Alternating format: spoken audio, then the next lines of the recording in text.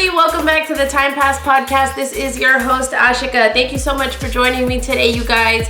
If you haven't done so already, please like me on Facebook at Time Pass Podcast, follow me on Instagram at TimePass_podcast, and check me out on YouTube where you can watch all the episodes of the Time Pass Podcast. You can find the link for that in my bio, on my IG, or on my website, timepasspodcast.com. If you are an auditory listener, wherever you are tuning into the Time Pass Podcast, please make sure that you like, follow, or subscribe on your listening platform of choice. Hey y'all, I'm back. And it's season 3. I can't believe we're here in season 3, kicking off a whole year of who knows what. Who knows where this journey is going to take us, y'all. But I am here for it. I'm so excited to be back. I had a very necessary, much needed break after season 2 ended. But I'm so happy to be back and excited to talk about all the things dating and what's going on and how I've been holding up. If inquiring minds want to know, I am still not 100% healed from the fall. I'm still in a air cam walker boot, and I will know more about when I will get out of it or if I'll get out of it by the end of September. So I see the light at the end of the tunnel on my recovery journey from the broken ankle that happened to me earlier this year in May. So if anybody was waiting for an update, yeah, I'm still broken. I'm still broken, y'all. I'm still broken. So it took me a while. I took a longer break than I've ever taken between seasons. The break between season 1 and season 2 was really short. And with this break, I had a lot going on. I really needed time to just heal and not be like going all the time, working all the time. And you know, it does get really tiring wearing the boot and being constricted. So I wanted time to really think about my intentions for season 3 and what I was going to talk about. And while I was on break, you guys, I was inspired. And what I want to talk about today is not typical Time Pass Podcast material. I don't really talk about this, but if you are a time passer, you know we talk about anything and everything that I'm passionate about. Yes, it's mainly focused on dating and relationships, and there will be a lot of that coming in. I just had a first date last night, you guys. There's going to be a lot of that coming in. I've got stories, but this was something that's more near and dear to my heart, and if there was one word that I could use to describe the way I felt when I saw this, it would be disturbed. I know it was all over the news, mainstream media picked it up, it was on Instagram, it was on Twitter, but if you are South Asian, chances are you heard, I believe it was the last week of August, about the woman from Plano, Texas, Esmeralda Upton, who ended up harassing and assaulting verbally and physically this group of 4 South Asian women in Texas, outside of a restaurant in a parking lot. I have to tell you, when I saw that video, I felt some type of way. I really did. I think sometimes, maybe because, I don't know, maybe because I'm positive and I live in my own bubble, but I think sometimes I think that things are really getting better for minorities in America. And then something like this happens and it's like, just kidding, it's not actually getting better. I want to break down Esmeralda's rant on these women because there's just so many things that bother me. There is so many things that bother me about what this woman said, how she spoke to the South Asian women. Number one, Esmeralda Upton was 58 years old. Like, you are a grown-ass woman. You know better. Be mature. Like, honestly, in my opinion, this woman has no excuses for her behavior at all, except for the fact that she's a racist. There's nothing else for me to say. You're 58 years old. These words are coming out of your mouth. you're racist. There's no in between there. I'm sorry. But so the video kind of starts out, and if you haven't seen it, Google it. You can find it on YouTube, you can find it anywhere, and you can watch it. But it starts out with her approaching these 4 women who just had dinner at a restaurant. They're 4 friends, and now they're just talking in the parking lot as they're going home in their cars. And she approaches them and she's like, "We don't want you here." Question, who's we? Like, who is she speaking for? She's speaking for herself and any other entitled white supremacist or racist people that have the same beliefs as she does. But the arrogance of this woman to actually say, like, "Hey, we don't want you here." Sorry, Esmeralda, you don't speak for the collective population of the United States, because I can bet you there's probably more people in my majority that would say, "We don't want you here. We don't need you here. We don't need your hate here." So that really bothered me. And then all the slurs, you know, she goes on to call these women fucking curry ass bitches. Like, are you kidding me? It almost sounded like kids in a playground when they're trying to insult each other. Like, these are the kinds of insults that come out of the mouths of children and like middle schoolers. You know, I'm not even talking like high school. High schoolers are more intelligent than this. This is the kind of stuff you hear bullying about like on middle school playgrounds during middle school breaks or whatever. So it's just all levels of ignorance and hate coming out of this woman.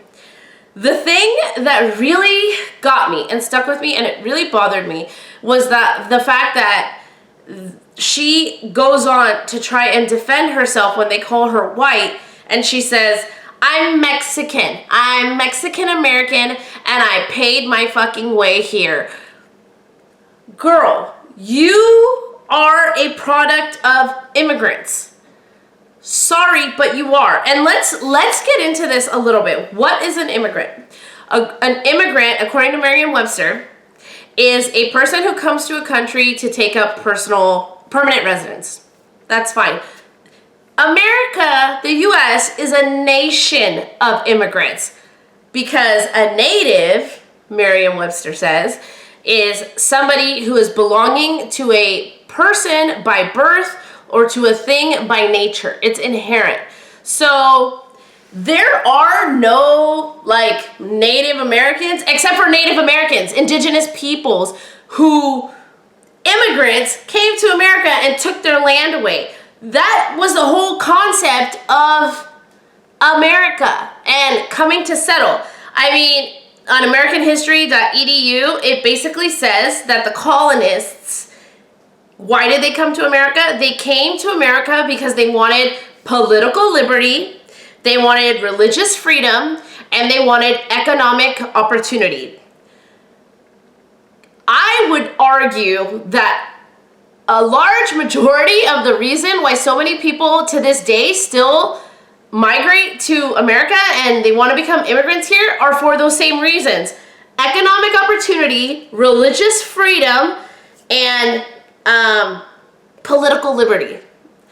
Those reasons haven't changed. So the reason why the settlers came to the US and formed the colonies, and the reasons why people to this day still come to America and migrate here, are very much the same.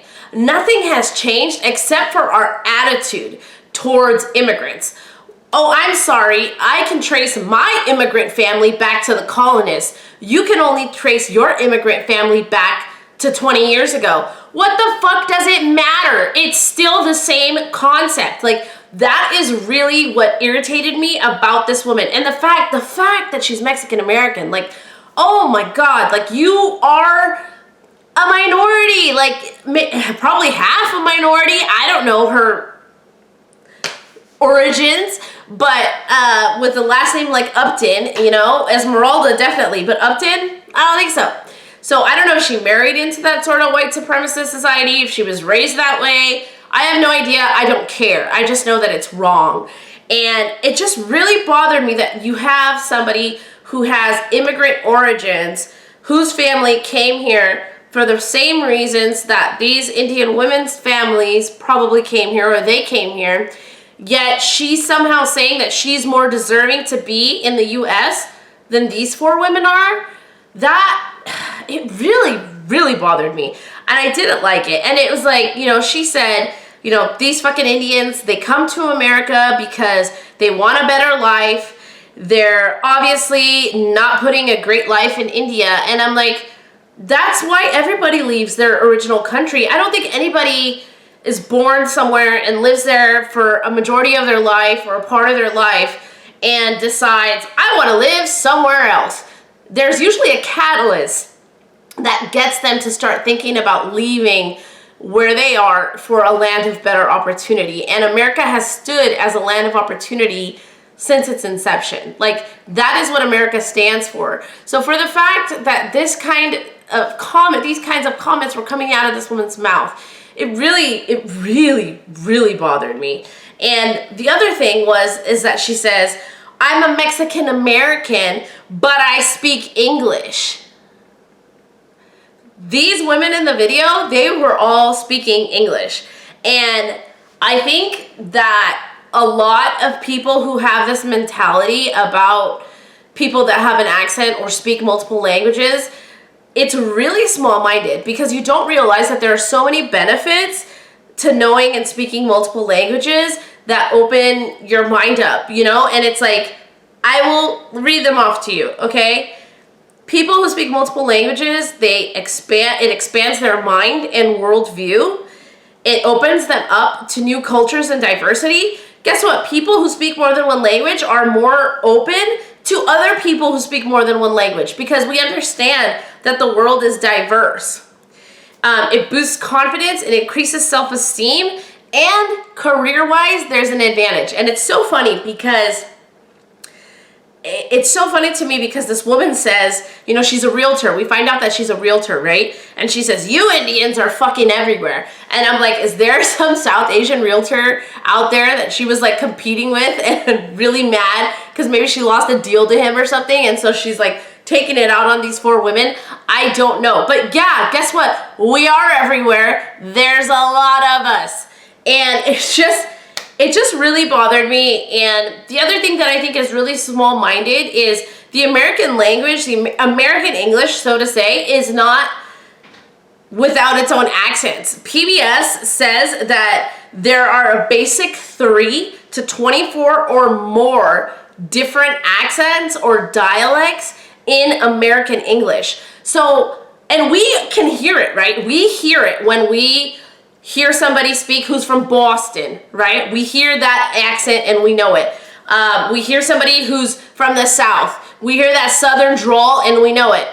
But we're more open to it because you're speaking English, but yet somebody who speaks multiple languages and has an accent, we're not okay with. Like, I think it's just the oxymorons of the fear of people who speak multiple languages or have an accent, the way that they're perceived is really something that isn't fair and really small-minded, and it bothers me. I think it really bothers me. Now, I would have to say, this is Texas, right? This happened in Texas, and this woman, it's very brazen, the way she approached them, assaulted them, tries to walk away, tries to like, oh, peace, you know, I'm putting my hand out, peace, and then, you know, she goes right back into her violent ways. And I have to think that, is this part of the Trump effect?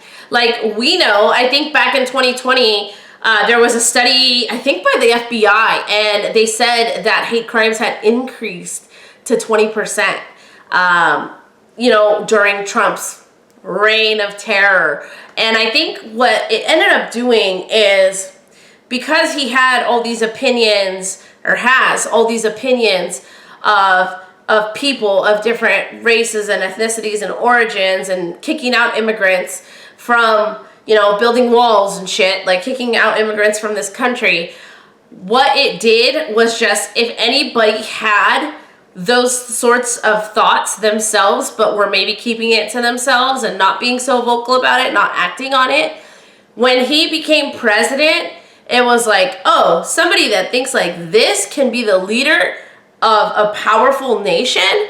then my thinking must be right too. Why am I scared to express my opinion? Because that was one thing that we learned, right? Trump was not scared to express his opinion, regardless of the backlash that it cost him after the fact. So I do think that instances like this, there's a little bit of the Trump effect.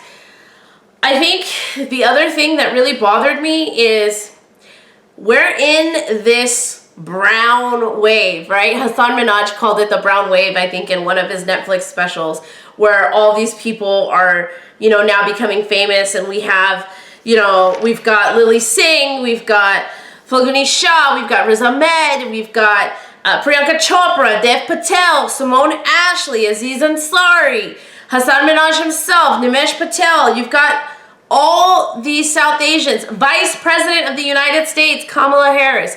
We have all these South Asians, and we're represented in so many different areas, yet this is still happening. And I know I shouldn't be surprised. I know I shouldn't be surprised because, I mean, let's look at it. Black Lives Matter. When Trump started saying the Chinese virus, Asian Americans, the hate crimes that were happening to Asian Americans increased. Like, and both African Americans and Asian Americans, I feel, have been represented very well, you know, all over in different professions and things over the years. And of course, it's still a struggle for them, and I'm not downplaying that at all. Representation can always be better. There's still hate crimes, there's still hate and racism in all these minority groups.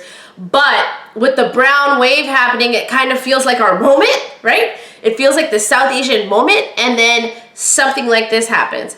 And it's like, part of me started thinking too, like, yeah, we're here, like Priyanka Chopra, Lily Singh, right? They're entertainers. Hassan Minhaj is a comedian, he's an entertainer. Dev Patel, he's an actor, entertainer. You have Mindy Kaling, who co-produced Never Have I Ever, and Never Have I Ever snagged 40 million households globally in its first 4 weeks after its release. We got that info from Deadline.com. And just 3 days after it began streaming on Netflix, it climbed to 69.5 million hours of views, and it earned the second spot on Netflix's top 10. Right? So people enjoy watching South Asians. People enjoy being entertained by South Asians. I mean, Bridgerton. Let's talk about Shonda Rhimes' Bridgerton. I did a whole episode on Bridgerton season 2. 76% of Bridgerton viewers in its first week were female, and 627.11 million hours in its first 28 days. 627.11 million hours of Bridgerton were viewed in its first 28 days, and it was #1 on Disney Plus. Again, from Deadline.com. So Americans and people around the world love to be entertained by South Asians, and you know, we love to watch South Asians. We love to laugh at South Asians. How many of us love Lily Singh's videos? Some of her old YouTube stuff is gold, guys. And her new stuff is still gold. And she's on late night TV. She's great. She's an entertainer. And people love to be entertained by us. But I don't think they respect us still. I think when things like this happen, it's very clear that there is a population in the U.S. There is a group of people in the U.S. that still don't have any respect for us. Like, yeah, they'll watch us and they'll laugh at us and they'll listen to us and they'll let themselves be entertained by us, but don't go after their job, don't go after their land, don't go after whatever it is, their parking spot even. I don't know. They still feel that they're better than us. And I know these are the same ways that many other minority groups feel, right? So what's the answer to that? I really don't know. I don't know what the answer to that is. It's kind of nerve-wracking. It makes me nervous because it feels like with all the representation in the entertainment industry and, you know, Falguni Shah getting Grammys and people winning Oscars of South Asian descent, like it feels like, yeah, like we're represented. We're getting represented more. There's people out here that are recognizing us as a talent, as a people. But then something like this happens and you're like, are we really? Like, have we really made leaps and bounds, or are we just back at square one? Like, it really makes you think about that. And I don't know what the answer is, but I think a lot of it is continued representation. I think, you know, having a vice president that has South Asian descent, you know, that's from South Asian origins is great. I think seeing that was really important for other South Asians, and especially young South Asians.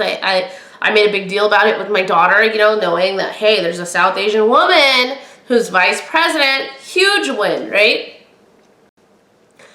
And I think, you know, continued representation from South Asians in every field is going to continue to be the key. But you can't really, it's great to have representation because then you have something to look up to. You see people doing things that maybe you never thought you could do, but you can't really change the minds of people by representation. You can normalize, like, hey, we're here. Like, the fact that there's so many of us here in the US and we're so underrepresented in media and entertainment was huge, right? And so now that's kind of, you know, we've got our foot in the door and we're making this move. The brown wave is happening, y'all. And so continued representation like that, like continuing reminding people, like, hey, we're here to stay. You're gonna have to live with it, figure it out, I think is great. I don't know how else we can really battle those people that have that built-in racism and hate inside of them. I think having important conversations, I wanted to start the show with this conversation because I think it's important. I think it's important. Even me talking about it on this show for however many people listen to it, it's important. And whether you're of South Asian descent or not and you're listening to this show, this is the struggle of a minority people. This is how we feel. This is what we're up against. And if you're not, you know, a minority and you're white, Caucasian, whatever you are, like, I think if you want to help the cause and you want to be a supporter and an ally, the more conversations you have about it, the more you listen to other people talking about it that maybe are of South Asian descent so you can understand their point of view better and be an advocate for representation for minorities is a great way to do your part and to help out. I don't really have an answer here that's going to be a solve all for everyone, but I think conversations, representation, if you're allies are super important. I think all these things can help, but I look at it and you know, I look at the history of racism in America, and I just don't think it's going anywhere anytime soon because it's been ingrained in America for a very long time, right? People came over with their slaves. So I just think it's here to stay. I think it's good to be aware of it. I think, myself included, sometimes I may be a little naive to it, thinking that things are better, but I'm actually not. I'm not naive to it. So I will share a little personal story here.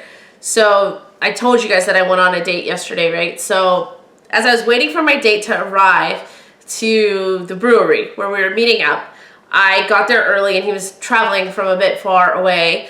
And so I did what I normally do. I sat in my car and I was like, I'm just going to read for a little bit. Y'all know I love reading.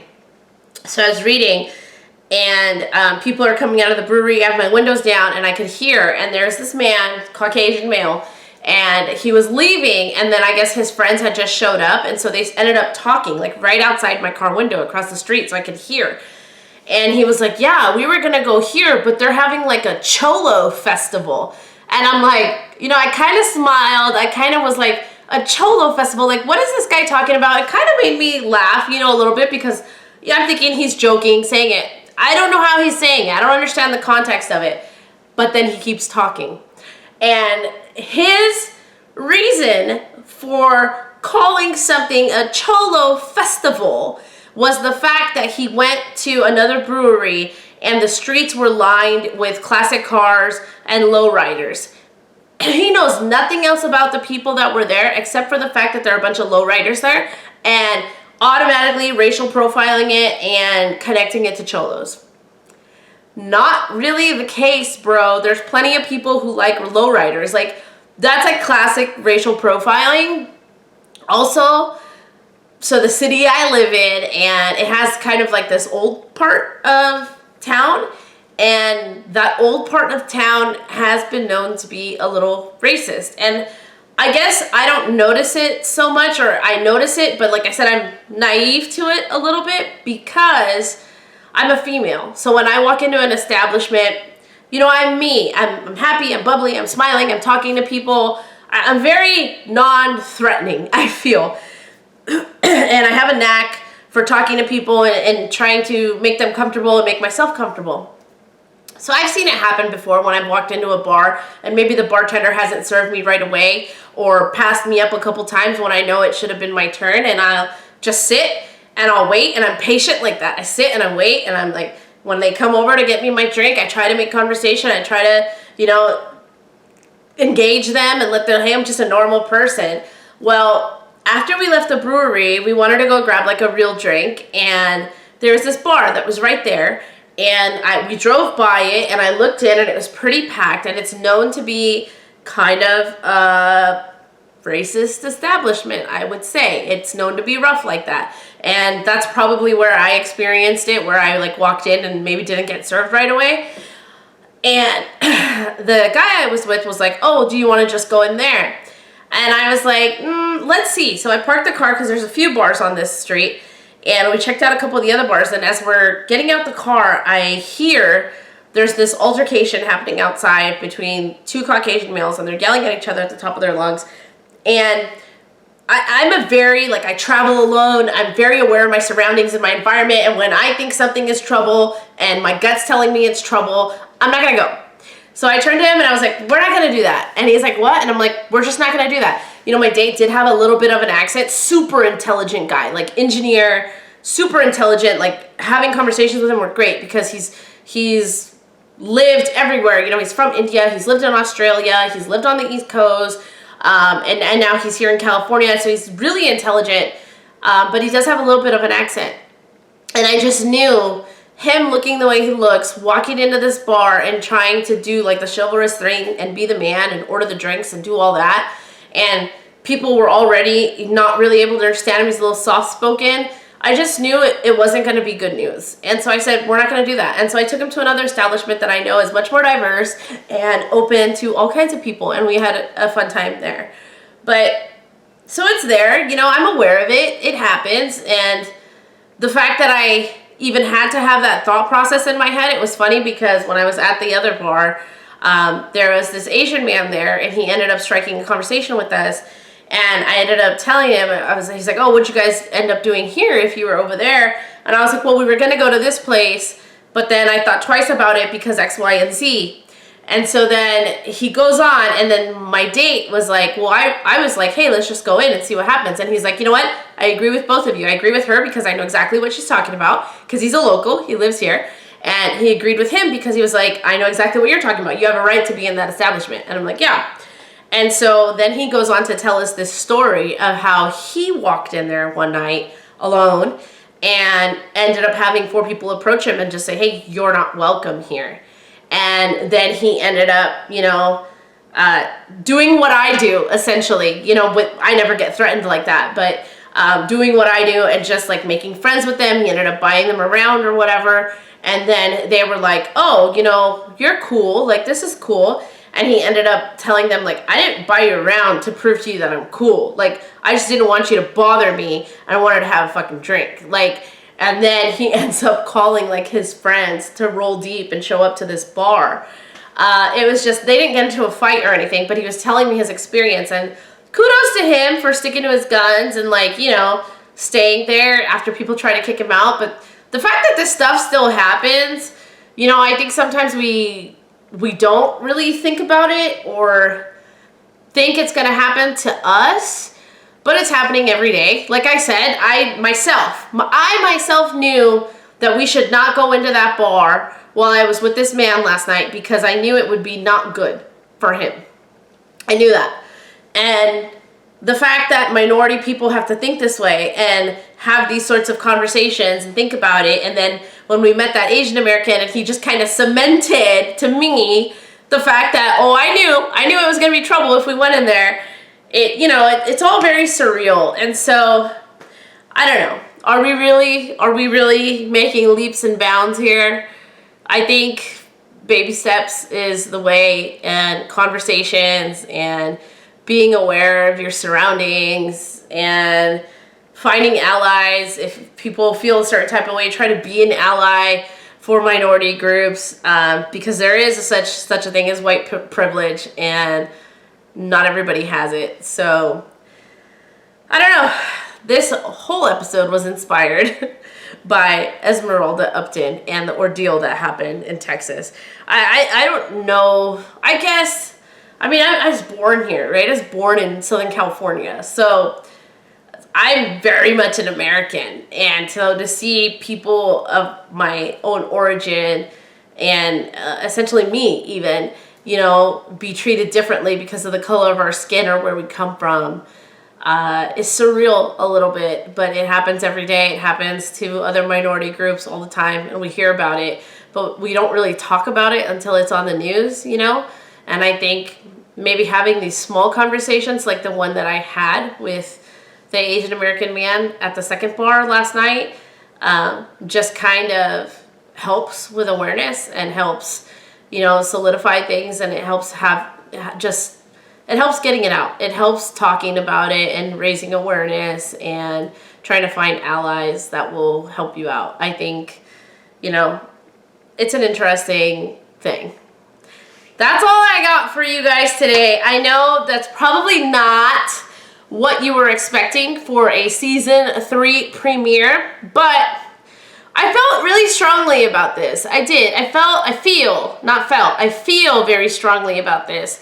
And I wanted to have the conversation because, like I said, what is the solution? I don't know what the solution is, but I think having these difficult conversations, educating people that maybe are not of minority descent, you know, that have that white privilege, having these conversations with them so they can understand where we're coming from, and maybe become an ally would be great. And just, you know, continued representation. There's nothing more we can do. It's gonna be a battle. This is the U.S.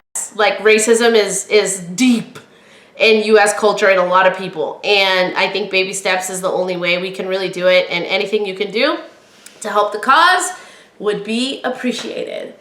All right, you guys, that's all I've got for you today. Thank you so much for tuning in to the first episode of season 3. I'm so excited. We've got lots to talk about. We've got lots of dating stuff coming up and stories and just shenanigans. If you haven't done so already, please like me on Facebook and follow me on Instagram. Make sure that you like, follow, and subscribe to the Time Pass Podcast on YouTube. And make sure you check out the website for show notes.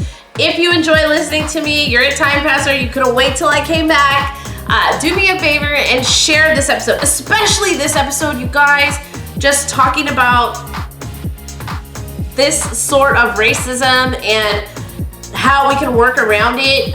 Please share this episode with somebody, somebody who you think could be an ally, somebody who maybe wants more information, a fellow South Asian, whatever it is. Please share this episode with at least one person. I would greatly appreciate it, you guys. Stay authentic in everything you do. Season 3, here we come. I'll see you next time.